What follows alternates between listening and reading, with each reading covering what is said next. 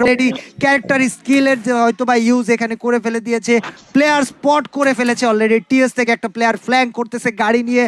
আমরা যদি দেখি Walk versus TX, character skill nullify করার জন্য তারা ক্যারেক্টার স্কিল ইউজ করেছে, অ্যান্ড টিএস নিক অলরেডি নিজের পজিশনটাকে সরায় নিচ্ছে, ওয়াক পিছায় যাচ্ছে।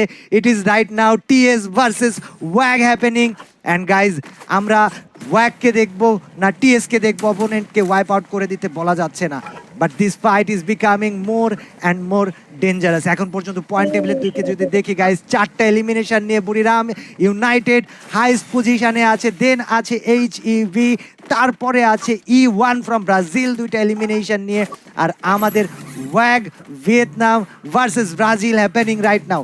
ফ্রি ফায়ারের মধ্যে সব থেকে ডেঞ্জারাস 2টা কান্ট্রি বলা হয় যাদেরকে, তাদের মধ্যে অন্যতম হচ্ছে থাইল্যান্ড, তাদের মধ্যে অন্যতম ব্রাজিল, কিন্তু তাদের লেভেলের ডেঞ্জারাস ভিয়েতনাম, তাদের লেভেলের ডেঞ্জারাস অন্যান্য কান্ট্রির প্লেয়ারগুলা। যেমন you never know who's going to become the dominant and who's going to get dominated.